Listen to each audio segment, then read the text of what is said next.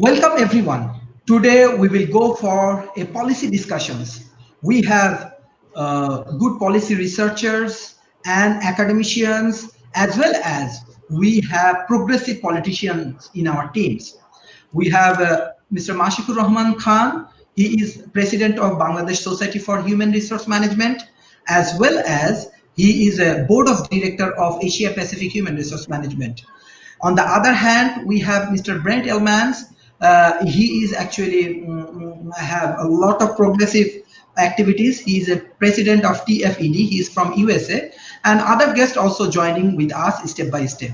So in that particular situation, I want to give floor first Mr. Mashikur Rahman. I want to know his activities on human resource management. I know you have a lot of students like me in your entire careers. And then I will request Mr. Brent Illmans about your TFED activities and about your progressive activities we want to know. Let's start with Mashikur Rahman Khan, sir. Thank you very much. Good evening, everybody. Thank you, Mr. Rana. I feel proud of you as you are my student. And Mr. Brand, thank you so much. Good evening and Assalamu alaikum. This is Bangladeshi culture to greet someone. In fact, we all are passing a pandemic situation, COVID crisis, and also apprehending about how will be the new normal during the post-COVID. So this is the time we have to prepare for post-COVID situation, how we will sustain in the business, how we will continue after post-COVID. So all over the world, most of the countries, not most of the countries, all the countries are facing this situation. Now COVID-19 bring all of us in same platform, same crisis. We never experienced with this crisis before. Even last 2 or 3 centuries, we have not been experienced with this situation. Now question is that how, from the perspective of HR or people management, how will cope the COVID crisis situation and how the HR policy or people management policy should be after post-COVID. So first of all, what is the people management? People management is basically to inspire people, motivate people, to make them workable, to get maximum benefit, to ensure their safety, security, and their well-being. And people management is the bridge between the employer and employees. So now human resources or people management is at the front line of employers' response to the COVID-19 crisis. The crisis is forcing almost every business to immediately develop, adapt, or improve the remote work policies and procedures. Thank you, sir. Yeah. Yes, sir. Yes, sir. I will come back to you. So I want to go to the North American parts because in that present situation, USA has a lot of challenges right now. We saw that USA facing a lot of challenges. Even according to they have a huge tech companies, they have a huge impact around the world. But we want to know that how actually they can contribute, how they can actually think about human resource perspective and the global citizenship perspective in the present challenging situation. Mark, Brent, what you want to share with us? Yeah, I mean, a big issue that we're facing right now is, of course, just the inability to see eye to eye. Just generally speaking, just thinking about the employee, employer relationship, for instance. It's just, this is such a difficult time because we're talking about these things that are directly affecting our health and things like that. And we have all these tangential perspectives that just don't truly believe that this is real. I was talking to someone yesterday, in over in Africa, and they were talking about how the leaders in Africa, Anamuda was talking about the leadership issues in Africa, and in Africa, it's not. I don't think it was common, but it's using viruses and diseases as these types of political hoaxes, essentially, is something that happens out there. And so we have in the United States, there's this perspective of false flags, and people all have their guard up. And so it's just really difficult because for my job where I work full time, we have this office full of people that are split down the middle, where part of us are trying to take this thing seriously, and then part of us don't take it seriously at all. And so then how does the company step in? Because the company wants to say, all right, well, we want you to come to work, but then you have this resentment that's triggered because why do I need to come to work now and put myself in danger for you? Because I work in the in business and such, I can work from home. So but it really depends, and there's just all these different tertiary perspectives that come together that make it so difficult to have these conversations, just because of all these inherent differences. The United States is so plagued by this bipartisan politics that these types of conversations are just hard to have, because the perpetual fighting between these two sides, or the infighting that happens, is just, it really makes it difficult here, because people don't Okay. really have these high priorities that are able to take precedence of importance in regards to what we're focusing on. Everyone's focused on such mundane, just stuff that doesn't matter, or it does matter, Hmm. but it's all just divisive. Hmm. Okay, one important thing that we know that Asia Pacific also doing a lot of good jobs in terms of present situations, and economically step by step they are moving forward. And most important thing is that when I find this kind of scholar like Mashikur Rahman sir, they are developing human resources in Asia Pacific market, and they have tremendous improvement. So in that particular situations, and how you want to share with us the HR policy and HR procedures in terms of developing nations, how you think, how you believe. Thank you, Rana. In fact, if you know very well about the Bangladesh market, I first like to say that Bangladesh is one of the densely populated countries all over the world. We have 162 million people, and our economy is based on mainly human resources, income from human resources. One is our agriculture economy, one is our ready-made garments or apparels industry, another is foreign expatriate. These three sectors are the main resources, and all these three sectors are people oriented. Um, so it is very much difficult for Bangladesh as well as our neighboring countries, Asia Pacific, especially Southeast Asia, like India, Myanmar, Malaysia, even Singapore, Sri Lanka. They are mostly dependent on people more than technology. Definitely, technology should be adapted and already been adapted the technology.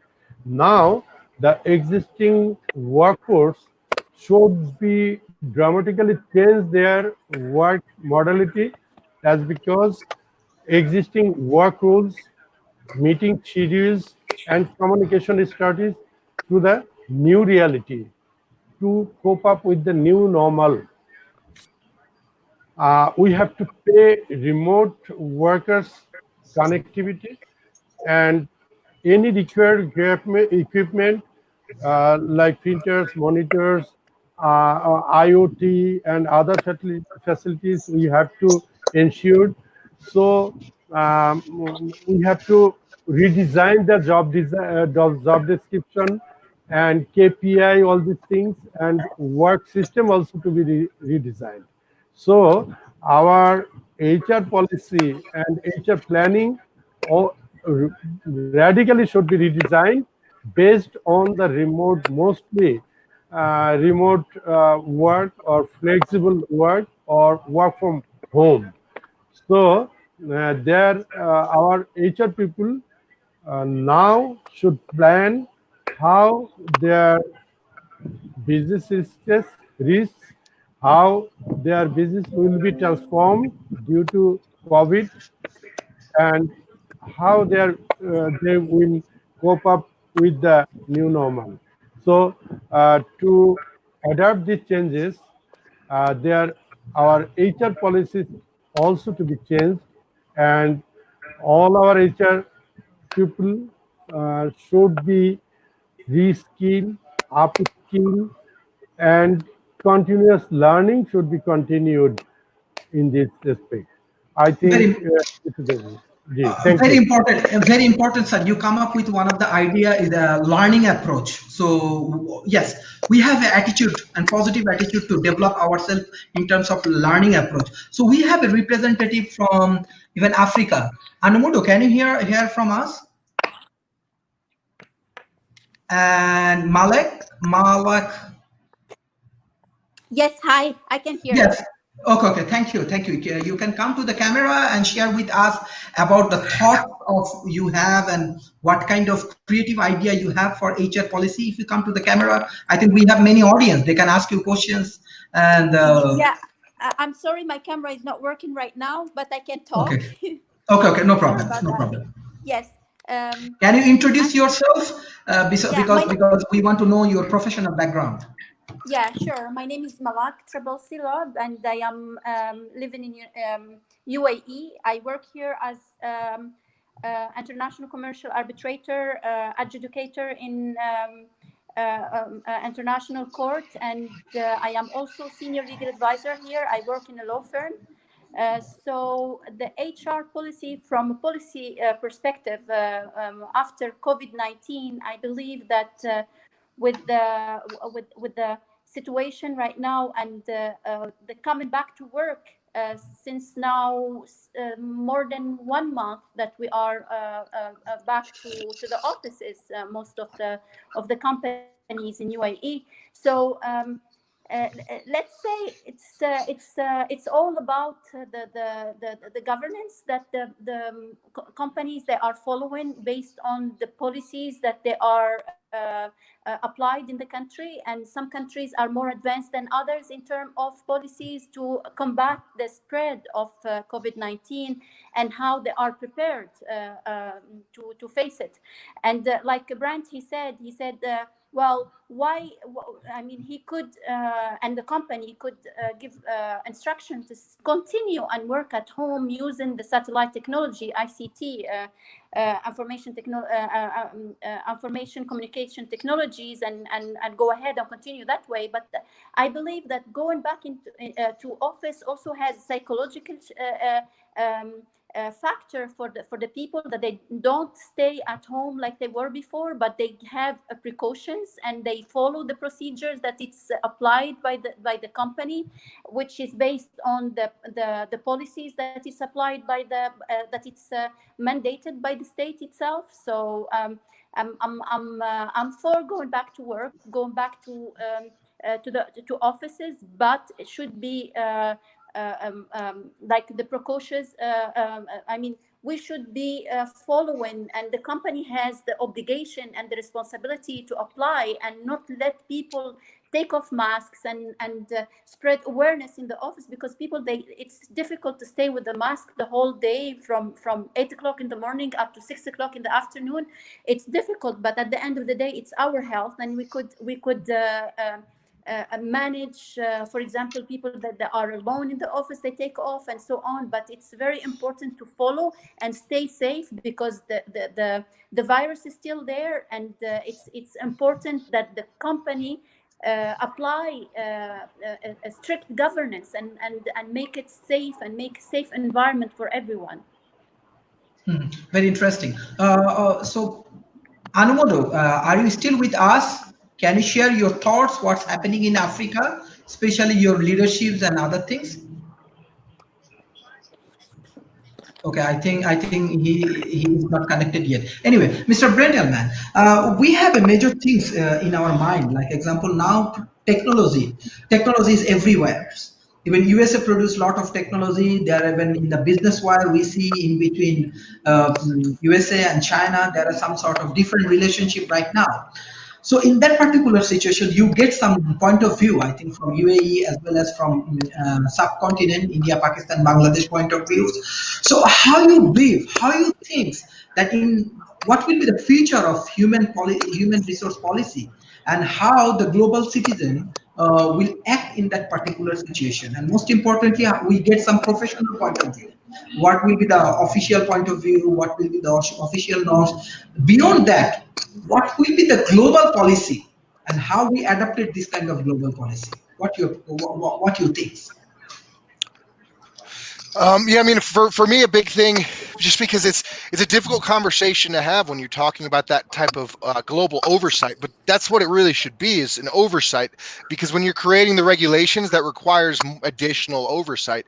And so, things that are, this global, umbrella that should be, governing all of our individual, human resource policies as individual nation states, should be something that is more so encouraging us to kind of come to these terms on our own accord, and not really, forcing our hand in certain ways. Because I think that what's going to work for, Bangladesh may not work for, certain parts in the United States. And in the United States, we have a big, focus on, local policy, small policy, state, local, government, and then building up to this federal regulation. And when there's too much from the top down, it really creates a lot of disconnect, because then you have these, these societies that are inside of this, bubble, that, these laws and these regulations and these policies don't really apply, and they don't really make sense for them. And so it's to have these overarching things that just kind of are supposed to be a one size fit all, creates a little bit of a dangerous situation in my mind. Mhm. Thank you, thank you. I want to go to Mashikur Rahman, sir. Yes, sir. You see that American perspective. They are very progressive. They are very positive, but Yeah. still they believe that let's say in subcontinent, let's say India, Pakistan, Bangladesh, and their HR policy and the human rights and the application of HRs and this kind of thing. There are many differences in between North America and in between this kind of developing nations. What your perception about that? If we believe that okay, in the North America and South Asian context, there is no too much of difference. But what do you think?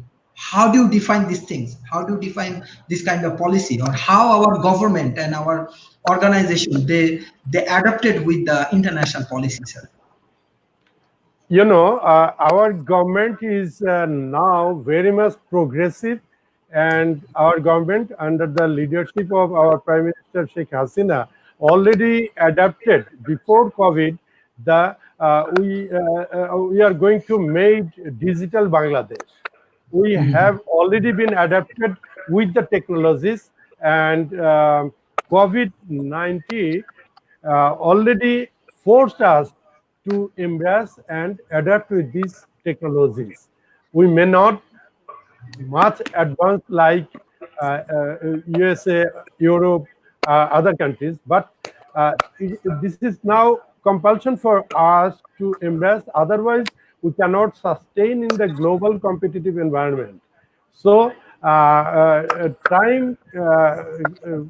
COVID-19 compelled us to adapt this. And Bangladesh already, now we are talking in the StreamYard or Zoom regular meeting.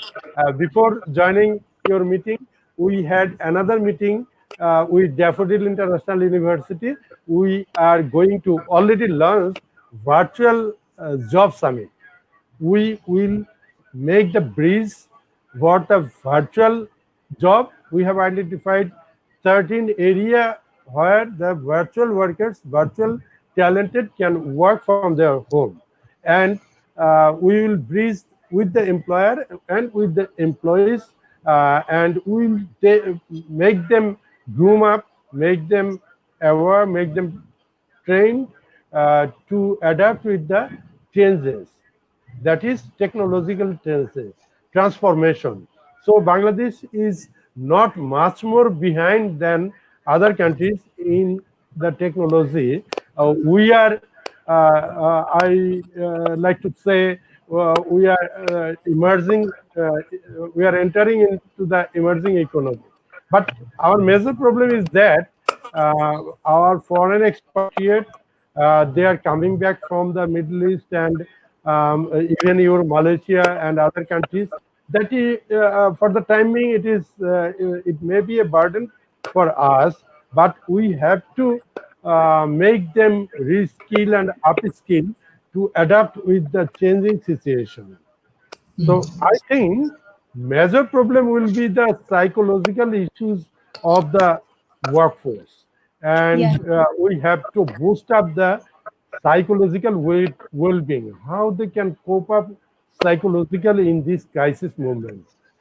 This is a major issue will be, and another issue will be for our HR professionals to make the cultural issues from the remote working, how we can bring them in the same cultural yeah,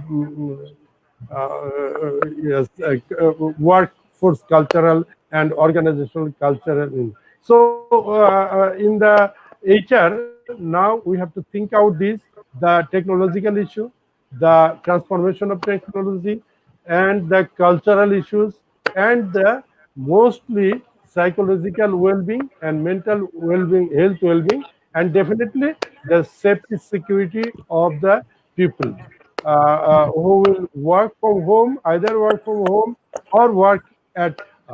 It is quite natural that all the work cannot work from home or maybe flexible work, but major portion of the workforce should work from their workplace.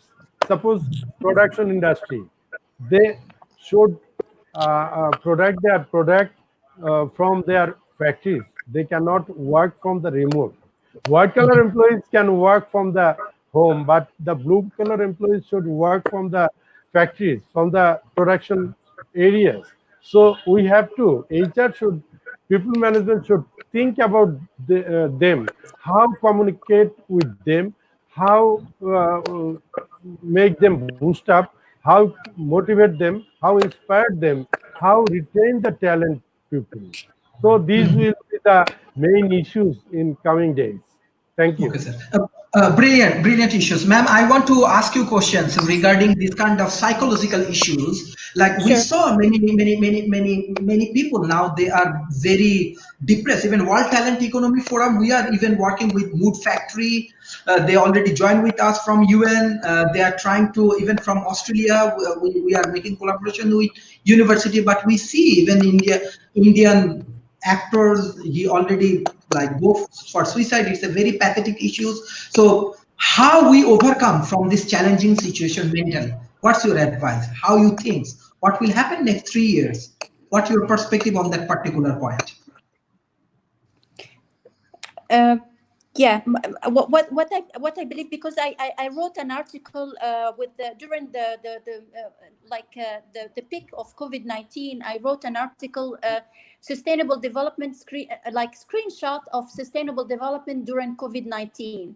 And in that article, I addressed the three dimensions, or four dimensions. The one of them was the societal dimension of the sustainable development in during the COVID-19. And one of the most important issue that I addressed was the emotional and the psychological issue during the lockdown. And what I said in that article is like, I'm not trying to prophesize, but it's obvious that as soon as the lockdown is over, we're going to have very big issues. The first issue is the layoff of employees. That is going to be a problem with the companies, that they cannot cope anymore with the challenging situation, the economical challenging situation, which is going, it will affect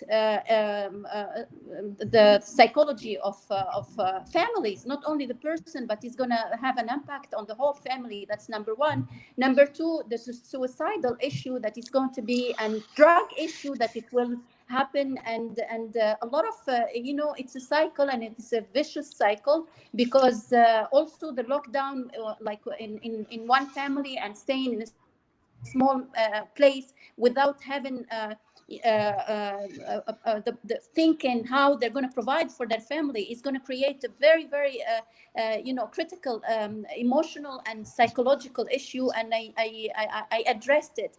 And how to overcome that is actually, we come back to the same thing. NGOs work and the civil society work is crucial to help in a way of giving help to the needed the person who needs help, and also to help in raising awareness against suicidal attacks, to help to raise awareness regarding what is going on. And the government also could help in that, and it's the primary function of the government in during crisis and the post-crisis period is to find solutions and to help. And you see in the states there are aids and to be there. But this is the bright scenario. But what is going on right now is scary, and so many people are I'm in the law field, and I see in Europe, not here, thank God, in Europe what happening is a lot of assault cases. My colleagues are working there, and they told me that they have a lot of cases for assault, for rape, for so many drug abuse, and so on. So these are issues. It's coming up right now after the COVID, and it's the civil society and the government need to work together to try to overcome these things. And they are here, and unfortunately, we need to face it, and we need to help. Okay, okay, understand. Mr. Brent, there are many things happening. I think you can now integrate it in terms of USA and other country, even a country like Bangladesh. Even one point I can share in Malaysia, I can share. I'm very proud of that. Even country like Malaysia, Vietnam, Hong Kong, many countries they are performing very well. Even if you see that how many people actually affected in COVID-19, they are actually performing very well. How do you see this kind of developing nations now they are playing very well in the COVID-19 situations? So what's the actually real scenario?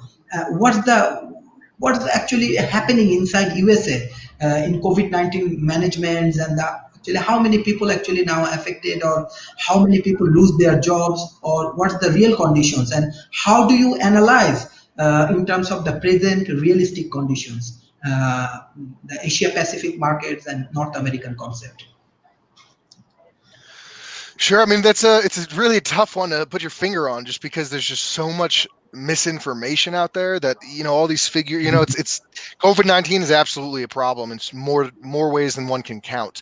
But to put your finger on exact specific numbers and things like that regarding, Mhm. how this specific virus, and not, the hype surrounding it, has affected our nation and the rest of the world, it's a really interesting, situation, just because, you have all this backlash of all these people that just don't want to believe it. But I mean, even that is an effect in itself. It's creating more of this division, more of this mistrust, and it just feeds into this system of, those mental health issues that we were just talking about. And so I think that, then when you look at, industries in specific ways that they are affected, though, like real estate, for instance, you have all these, different location, these different, facilities and that you need, when you're trying to get a lien in process. All of these public entities, they're all shut down, the DMV, all of it. And so you have all of that, and then also all of the credit checks that have been going on for acquiring properties and things like that. Everyone needs to redo all that, because what's just happened in the last few months has been this giant turmoil towards all these different industries. And so where your credit was 6 months ago and where your credit is now is completely different. And then you have all these businesses that have been paying rent that can't even open up shop. And it's just, I mean, there's just this domino effect that just spreads and spreads and spreads. And it really does affect everyone, because, in a certain way, I go to the supermarket, and, a piece of meat is twice as much as what it was a week ago, and that's just, and we're just still in the thick of it. So what's going to happen from here is very concerning. And so I think that focusing on technology is important, especially in these developing nations, because I think that in these developing nations, they have an edge on these more developed places such as the United States, because we have these infrastructures such as our energy industry, these petroleum and oil companies that are just too big to fail, that just have so much sway that we can't really adapt to these future technologies because we have so much invested in these giant, entities. And so I think that when you look at other countries, like Africa is a great one, and the potential that they have to adapt to some of these new technologies, and the way that that might enable them to what's the word, leapfrog over us, and progress and way beyond us, and it's really interesting. And if we just try to think about what worked in the past and how we can apply that from here on out, I think it's going to really hold us back, because I think that divergent thinking is incredibly important right now. And I think that, considering things that haven't been considered is important, because when we have this automation come through, and we're talking about these blue collar workers come into the workplace, but why do we, these blue collar workers, if there could be these machines to take over the work that these individuals are doing, and that's where the idea of basic income comes in, because then if these machines come in and they can do these jobs more efficiently, obviously these people still need money, they still need to survive. And so it's a sticky, tricky situation. But I think that we shouldn't be preventing progress, just based on you know our problems. I think that it's important to focus on our problems, to try to come up with solutions, and every time a solution creates more problems, to focus on those problems to come up with more solutions. But I think that playing it safe, it may not be the safest. Yes, sir. I want to come to you, sir. I want to come to you, if you allow me, Mashkur Rahman, sir. Sure, Yes, I sure. know, I know, I know you have a meeting and other things. Before you go for your meeting, even short while, what's the recommendations you give for our policy discussion, especially HR perspective and other things for global arena? Okay, you want to give any kind In of advice for us? in in the HR perspective or people management perspective, I must say that it is the reality that we have to engage more remote workforce. So we have to keep our workforce engaged, enthusiastic, and productive is one level HR most valuable rules, and often one of our team's superpowers. And we have to make them produce substantially better outcomes, treat customers better, and attract new ones, and are more likely to remain with their organization than those who are less engaged. And in fine, we have to show workers at home who are committed to their well-being and adjusting benefits and security. Above all, we have to ensure their mental health, especially during this COVID-19 perspectives. And I'm really extremely sorry I have to join a board meeting of Bangladesh Society for Human Resources Management. I very much yeah, loved to join with Mr. Brent, Ms. Malek, and Mr. Anamant. He is not, I think, for the technology, Yes, yes. he will come back. And thank you very much. Thank you, Mr. Rana. I'm really Thank you. sorry and apologize Thank you. as because I have to leave to Thank you, join sir. another. Thank you very Thank, much. thank Bye. you, sir. Bye. Thank you. It's Thank great you, to sir. meet you, Master. Thank you. Thank you. Best Thank you. wishes. Bye bye. Best Yes, yes. wishes. Thank you. Thank you. Thank you. Okay, ma'am, I want to directly come to you as you are doing work with the sustainability. So, what the policy actually is, according to your sustainable issues, we have to adapt it right now for global HR policy, and from the global HR policy perspective, how we can integrate it with the sustainability. What's your observation?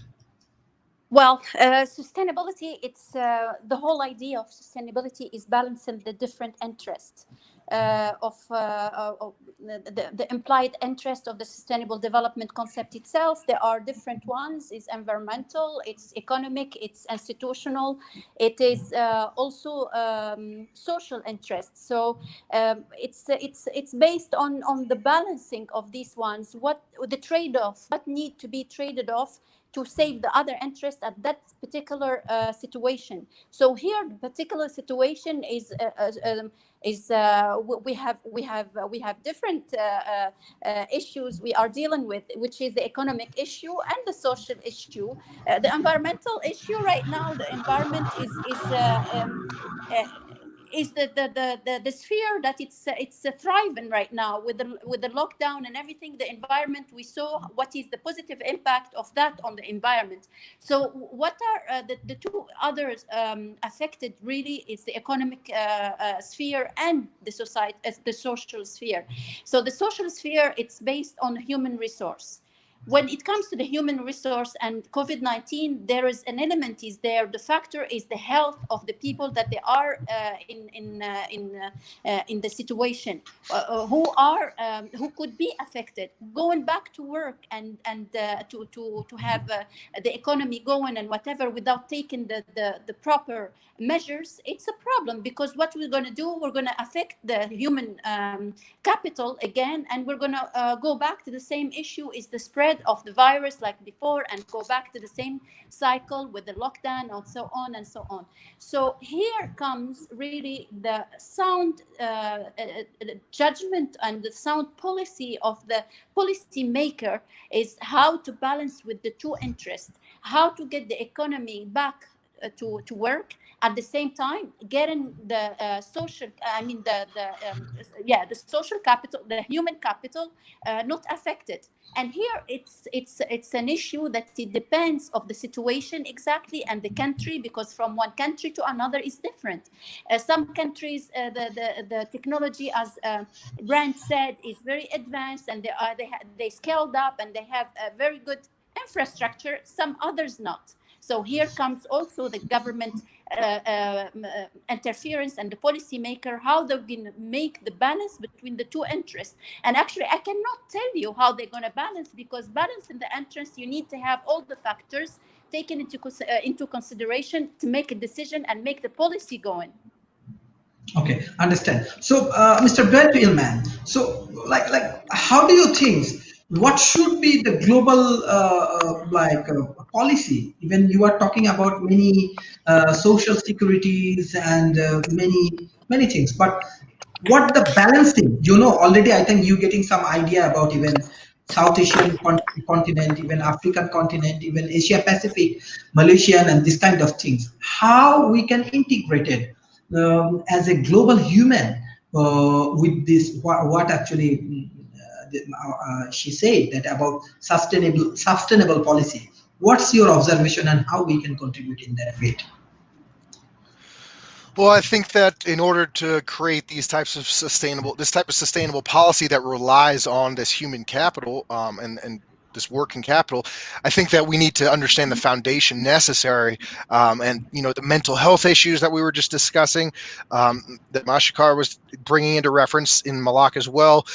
And of course the physical health issues that transpire due to COVID and whatever may else be on the horizon. I mean, in Africa, they're still ravaged by malaria. These types of issues should be of utmost focus, because if we're, looking at a society in this perspective of discussing human resources and the human capital, we should be keeping these things in, the best condition possible. And so I think that by creating a foundation where focuses are, really addressing things like human rights and human, the basic necessities, being able to have all these people that are just, the base level of existence is lifted up quite a bit. All of these people that are living in poverty or that are living in these fascist regimes that don't have these technologies that the rest of us are able to have, such as Kashmir, where they've got 2G right now just because of political, disputes and stuff. I think that should be a big focus, because I think that in order to have this, these workers satisfied, or at least most efficient and most effective, they need to be happy,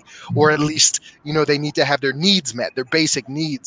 And I think that by focusing on these basic needs, we will be building this strong foundation to be able to then take this human capital and enter these people into different positions in a large realm, and people will be most successful at whatever they attempt. uh, uh, Ms. Malak, I want to ask you a question. Can you hear me? I think you're muted, Malak. Yes, Yes. yes, I hear Yes. you. Yes, yes. Basically, I have a question. I'm not a bias towards anyone's. I'm not a bias towards USA or European culture, even in Asian culture. I think myself as a global citizen. So, but there is some of the concept we already grow. Even some of the professor from USA, they come to the World Talent Economy Forum. Even they say that, don't take it personally, that USA try to make their own culture and they try to implement their culture to the other country. But example, already Asia Pacific, example, China has their own culture, Japan has their own culture, India has their own cultures. And for developing a better human policy, the people of subcontinent, and they feel that it's actually problems when a country, a nation, try to interact with the cultures or build up the new cultural fusions, then the human rights and other things may be violated. So in that situation, what do you feel? I'm not biased towards anything, but I'm just giving you, you can check our reference. Even USA professor, they also believe this is one of the major mistakes that they are trying to engage with the and trying to implement their cultures. What's actually challenge? What's actually, is this is actually hypothesis I want to give you. What's the pros and cons of this hypothesis? Is it true or is it not true? That the human rights are in a country, the application of human rights in the country is affected by the culture of the country itself. This is what you're trying Yes, to say? yes, yes, yes, yes. Okay. Well, I can tell you from a woman's right a Mhm. perspective, probably, and like that, it's if I look at it that way, even though the country has, let's say, apply human rights and embrace human rights, and but the issue in some countries with the position of women in that specific jurisdiction, the rights that she acquired based on the constitution are not applied as per the constitution. Why? Because the culture has a great impact on the law and on the legal culture. So I think the hypothesis is true, and Mhm. it depends from one country to another. And like I said, for example, here in UAE, we are embracing human rights, and women are having amazing rights, and in high job positions and so on. But in other countries, and let's say I'm talking let's say I'm talking as a law person, and based on comparative analysis and so on. For example, if I see the place and position of women rights in India, it's not the same. It's not the same as per the granted. Let's say the application is not the same as per the granted rights that it's given by the constitution. Mhm. Yeah, okay, okay. I just want to ask Mr. Brent. Okay, as you have some philosophical aspects, that which philosophical aspect give a more liberal words and more. Can you hear me? I can hear you. I think there's a little crackling. You might want to mute it, Malak. Can you I hear can hear you. me? Yeah, absolutely. Okay, okay, okay. I Hello. just want to ask you one of the specific questions. Like when actually Malak said that this hypothesis is not true. So how actually U.S. political party they playing role in this challenging situation? What will be the future of the Asia and Asia? I mean, the China USA relationship, because this kind of relationship also affect on human resources in their business, in their economic life, in their political life, even in their personal life. Now we are global peoples. So how do you think, what should be the global norm? How we should behave, how we can build good, better relationship?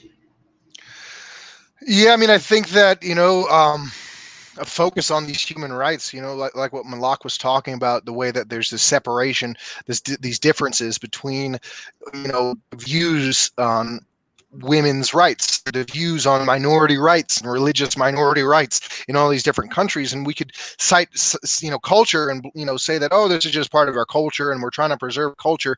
But, as you said, we're global citizens, and, everyone should be more of that, perspective. And I think that if we're going to try to preserve cultures so that the rest of the world can perceive these things, I think that we need to understand how the rest of the world is perceiving our cultures. And that if the rest of the world is on board with this idea of equality, then maybe these cultures might need to integrate those things. And I'm not really a big fan of like cultural whitewashing necessarily, but I think that this political discussion of whether or not things like slavery are all right is something that shouldn't really be discussed anymore. I don't really care for the cultures that want to rely on slavery to build their capital. I just maybe I'm being closed-minded, but I think that we're at a time period where we've got all these robotics and we've got all these technologies on the horizon that make these concepts of human slavery so unnecessary. It's so archaic as it is.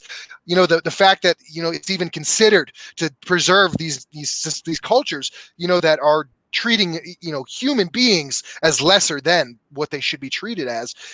We're not preserving any culture. We're really just diminishing humanity in those cases. And so I think that when you're talking about like in the United States right now, there's this big discussion and this big argument over these the rebel states from the our U.S. Civil War, when we had these Confederates that vehemently felt as though taking away slavery was going to destroy their capitalistic system, destroy their economy, and so they were willing to take to war. And that was a big major part of the Confederate Constitution, was about preservation of slavery. And so now these people want to talk about the Confederacy, and they want to talk about the Ku Klux Klan, and they want to talk about it from a cultural perspective. But here's the thing: our culture in the United States is also very big on being against this type of stuff. So if you want to preserve the culture of the KKK, you better preserve the culture of the folks that are going to come after the KKK for burning a cross on someone's lawn. And so, there's this give and take. It's like, oh, if you want to be able to do whatever you want, then don't be upset when somebody goes and does whatever that they want because they've reacted to you. Because, at the end of the day, pushing these opinions and perspectives on people create these backlashes, and this backfire effect. It's not really helpful. And so I think that understanding and being more empathetic is really something that should play into this idea of mental health and the need for it in this new society that we're ushering into. And I think that just ignoring perspectives is incredibly short-sighted and myopic. And I think that we need to understand all these perspectives. If somebody's offended by something, it's not all right to blame them. Sure, it's your decision to interpret something, but why is it that you're interpreting it in this way where it's causing emotional trauma, emotional response? And how can we better understand this process so that you can see this type of stimulus without being offended? And how can we avoid needing to push these types of stimuli onto others? And so I think that there's this major issue with empathy going around, where everyone does have these different cultures, but how can we fit them all together like this one big puzzle, where it doesn't, there's going to be these inherent dichotomies of opinions and views that are just not going to go away. But learning how to accept each other's differences and moving past it for the greater good is incredibly important in my mind. Yes, yeah. This is very good discussion. Basically, this is not my perspective. It's a hypothesis. The hypothesis, like example, if it's debatable and if you analyze these things in a proper manner, then it's come up with the valuable things. Yes, like example, we can create a win-win situations, and we can create a better understanding in between North America and developing culture and the developing nation cultures. So by this way, we can create better human lives. This is our objective. So every discussions and every debate, there are some pros and cons. So when there is a pros and cons, we can analyze. We know USA has many beautiful peoples. They have great hearts. There are many big peoples. They are trying to big-hearted people. They are trying to helping humans. So, but the situation is like that. Our issue is that always we come up with the pros and cons. The idea is a positive and idea is a negative. So when you analyze, when you burn out your idea, when you just not involved with your emotion, you come and you justify your decisions and your thought and your implementation process. In that time, actually, you can find out the real truth. Okay, we always say truth never defined, so you cannot hide the truth. If your heart is okay, and if you try to implement the good policy and good things, and you can come up with the like good in intention, then we can create a better world. But one thing I want to know now, like, what is the role of technology? How do you think, like, technology and human resources, how you observe how they integrate it, how they will in future, how they will integrate it? Well, I mean, I don't think that there needs to be this cookie cutter model where everybody, one size fits all, because thinking about things such as, tribes in the Amazonia or the Amish, you have these groups that, their religious beliefs pertain to avoiding these technologies. And so I think that, in the United States, we have this the idea of freedom of religion is of utmost importance. And I think that that should be considered, because I think that people's worldviews, or people are allowed to have those types of things, and I think that people should be encouraged to have their own cultures and have their diversity is a great thing, but I think that there should be this base level of human rights, like I said, where there should be certain regulations. But I mean, it just gets really sticky when it's these cultures that have been around for so long, and it's just for instance, in Amazonia, the ways that these ceremonies that children partake in order to be a part of the tribe. When you look at the fact that they're giving these kids psychedelic drugs when they're children, to open themselves up to the world, and so that's in the United States, you're not allowed to have a drink that has alcohol in it until you're 21 years old, because your brain isn't fully developed. And so it's really easy for science to look at the tribe in the Amazonian who's giving for every single 10-year-old in the tribe, this psychedelic brew to rock their world. That's kind of, it seems a little intense, but I mean, it's a really difficult question to get involved in, because that's just a culture that's been that they've been around longer than us. That whole culture has been around, and the relationship they have with the earth is so much deeper than our relationship with it. So but then you look at something like pedophilia, and you've got countries that are all right with pedophilia. And my perspective on pedophilia is that it directly induces horrific traumas into children that they're left with for the rest of their life. And, obviously, when you're putting these kids through psychedelic experiences, that intensity at such a young age, it has a similar effect. And, it's just it's a tough one, though, because the psychedelics are intended to open their mind up and to break away from these things. But I mean, it's really hard to say. I didn't grow up in those societies, so that could be their own version of indoctrination as well, because I don't think indoctrination is an inherently good thing. I think that being able to encounter perspective without falling into the traps of cognitive dissonance is incredibly important. And I think that when we're so indoctrinated in our ways and into our specific societies, we have trouble kind of understanding these other perspectives. But I think that at the other end of the spectrum, we don't want to just blend together into this, entire melting pot. I mean, New York, where I grew up, it's like, the United States, New York City, it is the melting pot. But all of these little individual cultures all coexist together. That's what it is. It's not all of us coming together to become one, blended thing that's just kind of the same. We're all coming together to bring all of our differences together and maintain our differences and learn from one another. And I think that that's really my goal, is to come together, but not to change one another, but to learn from one another. If change happens, that's great. But I think that, but then it goes back to these ideas of, human rights and things like that. I'm not okay with 12-year-olds being forced into marriages with 50-year-old men. It's just, I don't care what culture it is. But I mean, that's, but that's this thing about human rights, is it's like, it's my right and my culture to do this, but you're not, these other people are not having the right to their own life and to be able to, it falls into this idea of mental health again. And, these ideas of, children not really being able to make these types of decisions. So it's really a tricky one. But that's why I think that, when it comes to these global regulations, oversight is more important than, strictly enforcing telling people how they need to do things. is going to be a lot more. It won't have as great of a response as just kind of overseeing and making sure there aren't these blatant human rights violations that are going to seep out into the rest of the world, like Nazi Germany or something. Okay, interesting thing. I just want to share with you. You know about India, right? You know, I don't know. You hear about Ishwar Chandra Vidyasagar? I'm not too familiar. No. Oh, okay. Ishwar Chandra Vidyasagar is 100 years before. He is a great scholar from India. Okay, Ishwar Chandra Vidyasagar. So what you are talking about, the underage marriage, 100 years before that time, actually British colonials, they already they control like South Asia, like they run, 100 more than 100 years.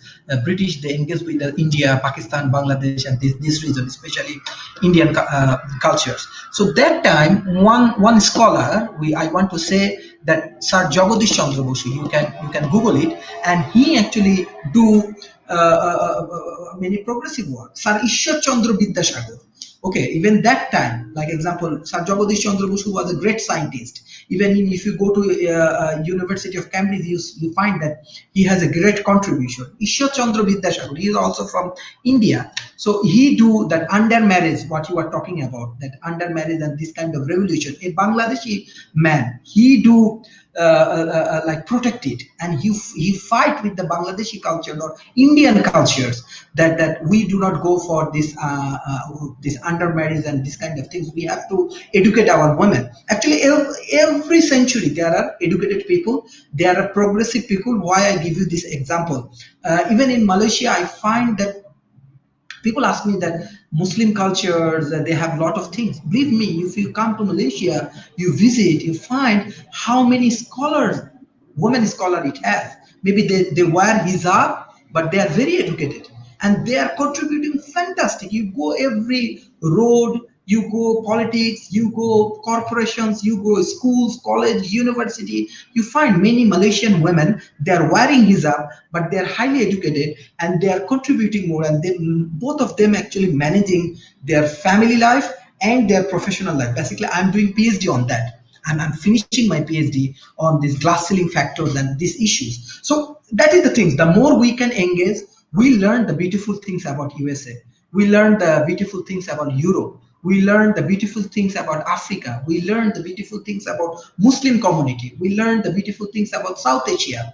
This is the way of learning. We have to, like example, when I'm from Bangladesh, I don't mind. When I come to, like example, first for learning purpose, I go to Europe. My learning purpose, I go to USA and I try to implement it. And when I learn, I find that learning is a great attitude.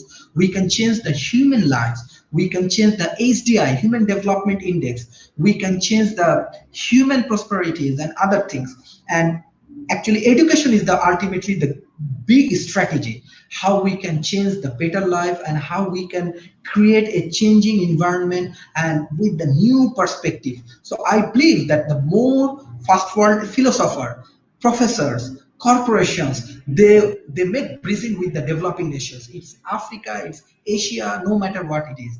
The more they make create a bridging and business friendly environment, it will be more efficient, more effective. And every century, you can believe me or not, every century, every community, they have progressive people, they have educated people. There are what I say, the thesis and antithesis. So thesis and antithesis, we make synthesis. This is the human. But there are many positive people. We, World Talent Economy Forum, we want to engage with this kind of positive things. So the last comment and how you contributing for World Talent Economy Forum, we are really appreciating your approach. You are very positive, you are very dynamic, and you love to contribute. That is the way we can build up this world. So from your perspective, your point of view, we want your whole summary of how we can create better human lives. What's your idea? What's your thoughts you want to share with us? That's an awfully hard question to answer. I mean, for me right now, the biggest thing that I focus on on is communication, education, having these discussions with different people, avoiding echo chambers, understanding that the need to understand and try to understand these perspectives that don't come natural to us to understand.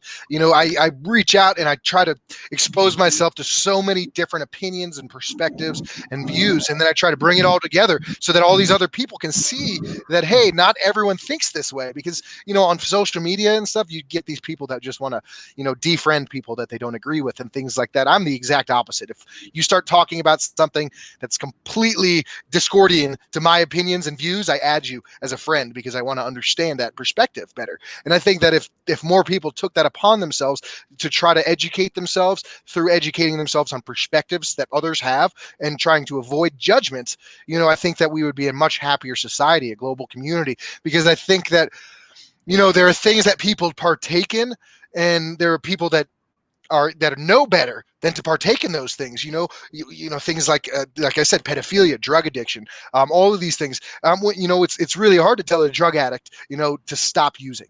A drug addict has a million different reasons why they're using. I had issues in my past. I'm in recovery, and so I understand these perspectives very well. And it's only through engaging and trying to understand, do you get these people to come up and open themselves up? I've had many friends who've been able to change their lives and recover, and only have I been able to do that by communicating and by listening and letting these people express themselves, because a lot of times people don't even understand themselves, and only through self-expression can we come to a deeper understanding of our own perception and our own ideas. And then we bounce these ideas off of other people, and inherently we react due to our own cognitive dissonance. We have a belief, we express the belief.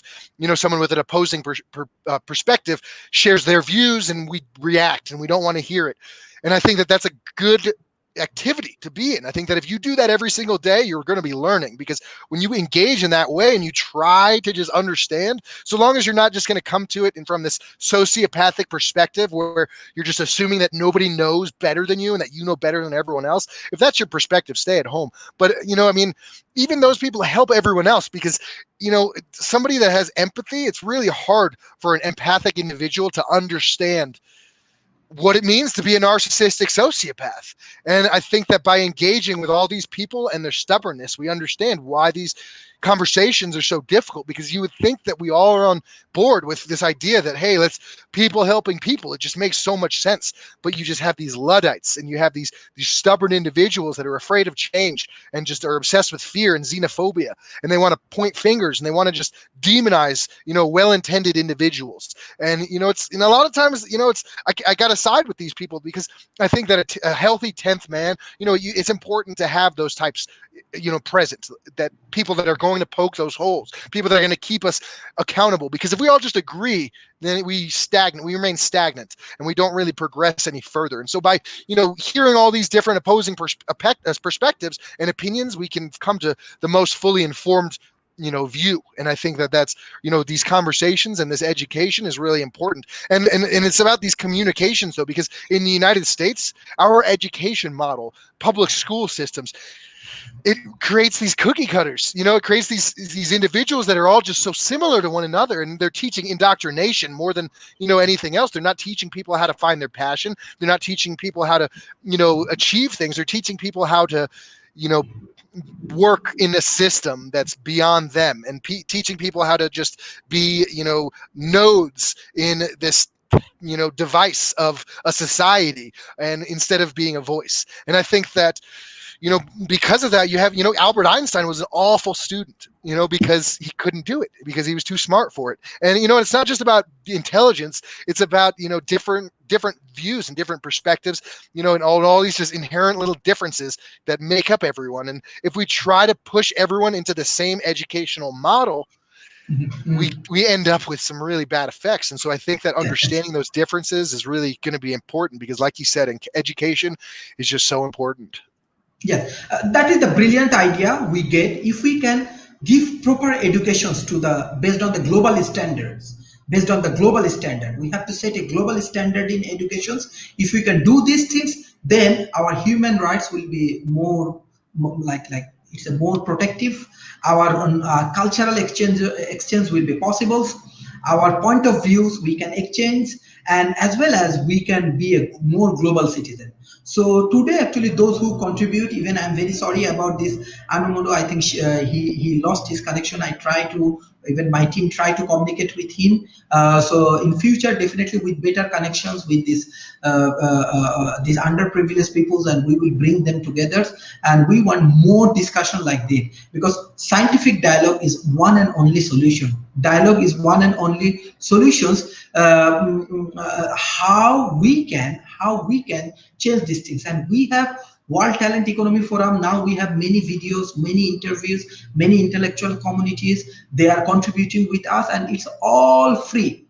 Every university, every schools, every college, this world, 7 billion people, they can use it. They can use it.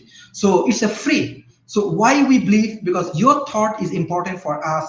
Even I want to share my thoughts. I want to share my cultures. I want to share my good things with you, and you also share your good things with you. Then we can build up better global situations, and by which we can be a more friendly. I understand, I know that first world has many beautiful heart, many beautiful people. So we want to explore these things, and we want to engage with people like you, people like Brand, people like those who contributing World Talent Economy Forums. So World Talent Economy Forum invite you and your team always for better contributions, for better education system, for better human civilization. Thank you for your time, and thank you for your effort, and thank you, dear audience. If you want to know more about World Talent Economy Forum, you can go to YouTube, WTE Forums. This is very interesting. You get many people, many brilliant people like Brains, today Mr. Mashek, Malak, and many brilliant people thoughts from India, from Pakistan, from Bangladesh, from Malaysia, from China, from Europe, from France, from Germany, from USA, from Silicon Valley, from Cyberjaya, everywhere. You get many brilliant peoples and many brilliant things. So I hope everybody is free. All of our guests come here for free, and we bring all of the brilliant mind together. So Mr. Brent, your effort and your knowledge analysis is highly appreciable from World Talent Economy Forum. We want to go long. We want more of your support and collaborations.